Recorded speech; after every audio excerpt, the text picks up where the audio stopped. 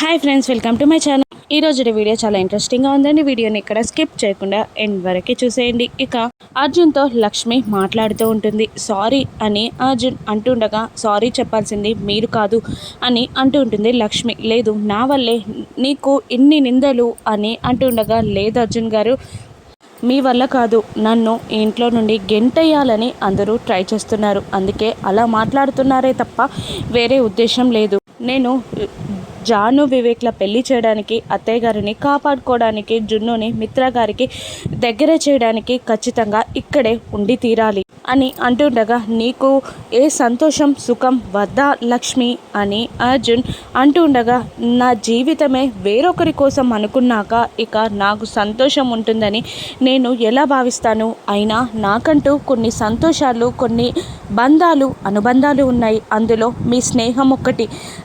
నేను ఎవరు లేని స్థితిలో అన్నదలా ఉన్నప్పుడు నన్ను కాపాడి చేరదీసి ఆశ్రమించారు, అందుకని ఇప్పటికీ మీకు రుణపడి ఉంటాను అని లక్ష్మి అంటుండగా, నేను కాపాడింది ఒక వ్యక్తిని మాత్రమే. నీ ధైర్య సాహసాలు, నీ తెలివితేటలు, నీ తెగింపే నిన్ను కాపాడింది లక్ష్మి అని అర్జున్ అంటూ వెళ్ళొస్తాను అని అంటూ అక్కడి నుండి బయలుదేరుతాడు. ఇక లక్ష్మి DNA టెస్ట్ గురించి ఆలోచిస్తూ ఉంటుంది. తెల్లవారిపోతుంది. ఇక అరవింద దేవుని దగ్గర పూజ చేస్తూ దేవుణ్ణి వేడుకుంటూ ఉంటుంది. నా కోడలు లక్ష్మి బ్రతుకేంటి? ఏ ఆడపిల్ల మోయకూడని నిందలు నా కోడలు లక్ష్మి మోస్తుంది. ఏదో ఒక దారిని నువ్వే చూపించు, ఈ కష్టం నుండి నా లక్ష్మిని నువ్వే బయటపడే అని అరవింద దేవుణ్ణి వేడుకుంటూ ఉండగా, ఇక సీతారాముల పాటని పాడుతూ లవకుశ గెటప్లో జున్నులు అక్కడికి వస్తారు. ఇక వాళ్ళిద్దరిని చూసి ఇంట్లో వాళ్ళందరూ వాళ్ళ చుట్టూ చేరుతారు. ఇక వాళ్ళు పాడుతున్న పాటని హ్యాపీగా వింటూ ఉంటారు వీళ్ళందరూ. ఇక అరవింద ఆశ్చర్యంగా, ఏంటి ఈ వేషాలు అని అడుగుతుండగా, పగటి వేషాలు అని మనిష అనేస్తుంది. దాంతో అందరూ కోపంగా మనిష వైపు చూస్తూ ఉంటారు. ఇక లక్కీ ఇలా అంటుంటుంది, లవకుశ వేషాలు నానమ్మ అని అంటుండగా, ఇక మీరు లవుడెవరు కుషుడెవడు అని అడుగుతూ ఉంటారు. నేనేమో కుషుణ్ణి, జున్ను ఏమో లవుడు అని అంటుండగా, లక్ష్మి ఇప్పుడెందుకు ఈ గెటప్స్ వేశారు అని అంటుండగా, స్కూల్లో ఫ్యాన్సీ డ్రెస్ కాంపిటీషన్ ఉంది, అందుకని పిన్ని బాబాయిలని అడిగితే ఇలా మమ్మల్ని రెడీ చేశారు అని అంటుండగా, వాళ్ళకేం పని లేదా అని అంటుండగా, ఇది జున్ను ఐడియా కూడా, అందుకే అలా ప్లాన్ చేశారు అని జున్ను లక్కీ ఇద్దరు కలిసి చెప్తూ ఉంటారు. ఇక మీకు రామాయణం గురించి తెలుసా అని జయదేవ్ నందన్ అంటుండగా, ఓ తెలుసు తాతయ్య, ఎందుకంటే మేము బాబా ఇంట్లో ఉన్నప్పుడు నానమ్మ గ్రానీ నాకు రామాయణ కథల్ని చెప్పేది, చాలా బాగా చూసుకునేది అని అంటూ ఉండగా, లక్ష్మి వైపు మిత్ర చూస్తూ ఉండిపోతాడు. ఇక అవునా అని అరవింద సంతోషపడుతుండగా, జున్ను మళ్ళీ ఇలా అంటుంటాడు, రాముడు చాలా గొప్పవాడు, సీతమ్మకి రాముడంటే ప్రాణం అని అంటూ రాముడు ప్రజల మాటలకి కట్టుబడి సీతమ్మ వారిని అనుమానించి అడవుల్లో వదిలిపెట్టాడు. అక్కడ సీతమ్మ వారికి లవకుశలు పెట్టారు అని అంటుండగా, మిత్ర లక్ష్మి వైపు తనేదో తప్పు చేసినట్టు చూస్తూ ఉండిపోతాడు. ఇంకా జున్ను ఇలా అంటుంటాడు, కానీ లవకుశలు పుట్టినట్టు రాముల వారికి తెలియదు అని జున్ను అంటుండగా, పాపం సీతమ్మ ఎన్ని కష్టాలు అనుభవించిందో కదా నాన్న, అయినా సీతమ్మని అలా అడవుల్లో వదిలిపెట్టడం రాముల వారి తప్పే కదా అని అంటూ ఉంటుంది. ఇక అరవింద అందుకే ఆవిడ మహాసాధ్వి అయింది అని అంటుండగా, మరి రాముల వారు దేవుడు ఎందుకయ్యారు అని పిల్లలు అడుగుతుంటారు. ఎందుకంటే ఆయన మర్యాద పురుషోత్తముడు, తల్లిదండ్రుల మాటలకి వాల్యూ ఇస్తాడు, ఇంకా భార్యని బిడ్డల్ని ప్రేమిస్తాడు, మాట జవదాటడు, ఆపదల్లో ఉన్న వారిని ఆదుకుంటాడు, కాబట్టి ఆయన దేవుడయ్యాడు, పరమాత్ముడయ్యాడు అని అంటుండగా, మిత్ర చిన్నబుచ్చుకుంటాడు. ఆ రామాయణం జరిగింది కరెక్టే, మన ఇంట్లో కూడా మళ్ళీ రామాయణాన్ని పునరావృతం కావాలి అని అంటూ ఉంటుంది అరవింద. ఇక మిత్ర ఏం మాట్లాడలేక పైకి వెళ్ళిపోతాడు. ఇక పిల్లలిద్దరిని తీసుకొని జాను వివేక్లు కూడా వెళ్ళిపోతారు. ఇక జాను వివేక్లు థ్యాంక్ యూ చెప్తూ ఉంటారు. మీరు చెప్పిన కాన్సెప్ట్ ఇంట్లో వాళ్ళందరికీ చాలా బాగా కనెక్ట్ అయింది అని అంటుండగా, ఇక మీకేం గిఫ్ట్ కావాలి అని జున్ను అడుగుతుండగా, నాకు ఒక చిన్న ముద్దు కావాలి అనగానే వివేక్కి జున్ను లక్కీలు కిస్ పెట్టేస్తారు. ఇక లక్కీ మీరిద్దరూ కలిసి నాకు కిస్ పెట్టండి అని అనగానే జాను వివేక్లు దగ్గరగా రాగానే లక్కీ అమ్మా అంటూ పక్కకి వచ్చేస్తుంది. దాంతో ఇద్దరు ఒకరినొకరు ముద్దు పెట్టుకుంటారు.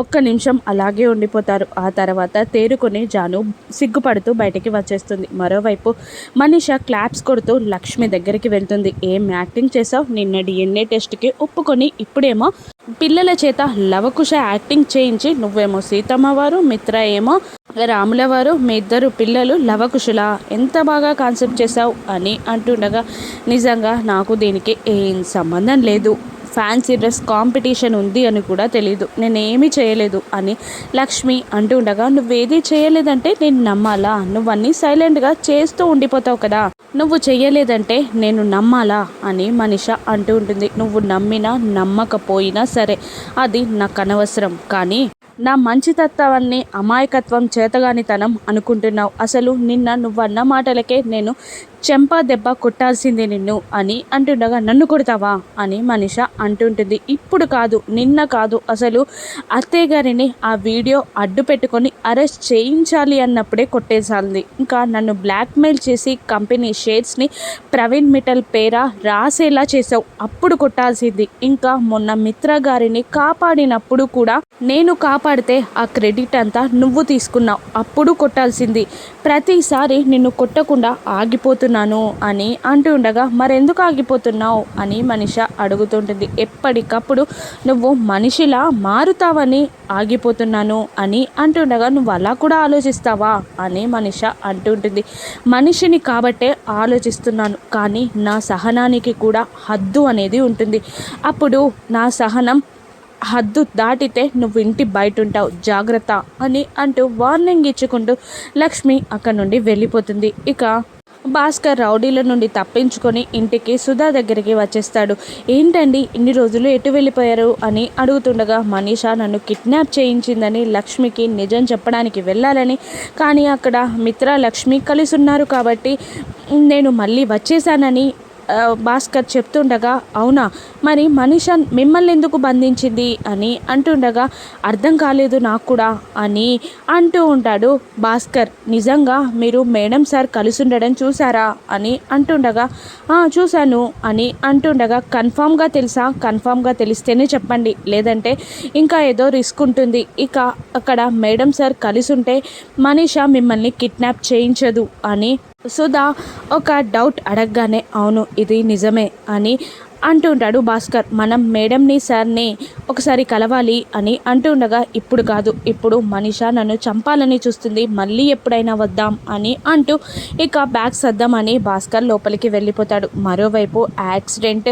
సంఘటనని గుర్తు తెచ్చుకొని ఎక్కడనో చూశాను అని అనుకుంటూ స్కూల్లో భాస్కర్ తనతో మాట్లాడిన సంఘటనని గుర్తు తెచ్చుకొని ఇక అర్జున్ లక్ష్మికి కాల్ చేస్తాడు. ఇక నిన్న యాక్సిడెంట్ జరిగింది కదా అతను అని అంటుండగా అతను కనిపించాడా అని లక్ష్మి అడుగుతుంటుంది. ఇక అతను ఎవరో కాదు, నీకు వచ్చి స్కూల్లో ఎంక్వైరీ చేశానని చెప్పాను కదా అతనే అని అనేస్తాడు అర్జున్. భాస్కర్ అన్నయ్య అని అంటూ ఉంటుంది లక్ష్మి. అవును భాస్కరే, నీతో ఏదో చెప్పడానికి వచ్చినట్టున్నాడు, మనిష అప్పుడే కిడ్నాప్ చేయించినట్టుంది అని అర్జున్ అంటుండగా అవునా, అంటే నాకు తెలియాల్సిన విషయం ఇంకా ఏదో ఉందన్నమాట అని అంటూ ఉంటుంది లక్ష్మి. నేను భాస్కర్ గురించి ఎంక్వైరీ చేస్తాను అని కాల్ కట్ చేస్తాడు అర్జున్. ఇక లక్ష్మి మున్నార్ గురించి అత్తయ్యని అడుగుతూ ఉండగా మనీష చిన్నత్తయ్య గారు ఎందుకో టెన్షన్ పడ్డారు, ఇంకా భాస్కర్ని కిడ్నాప్ చేయించారు అంటే నేను తెలుసుకోవాల్సిన విషయం ఇంకా ఏదో ఉంది అని లక్ష్మి ఆలోచిస్తూ ఉంటుంది. మరోవైపు జాను వివేక్ని తలుచుకొని సిగ్గుపడుతూ వరండాలో నిలబడగా వివేక్ అక్కడికి వచ్చి నువ్వు ఇక్కడికి వచ్చావని తెలియక వచ్చాను అని అంటుండగా నా కోసం రాలేదా అని జాను అడుగుతుంటుంది. ఇప్పుడు వచ్చాను కదా అని అంటూ ఉంటాడు వివేక్. ఇక వీళ్ళిద్దరి ప్రేమ కావ్యం ఎక్కడికి వెళ్ళనుంది? జానుపై మచ్చ వేస్తానన్న దేవయాని ప్లాన్ ఎప్పుడు అమలు చేయనుంది? భాస్కర్ లక్ష్మిని కలుస్తాడా? లక్ష్మి కూతురే అన్న నిజం భాస్కర్ లక్ష్మికి చెప్పేస్తాడా? కథ ఏ మరుపు తిరగనుందో రాను ఎపిసోడ్స్లో చూద్దాం. Thank you for watching.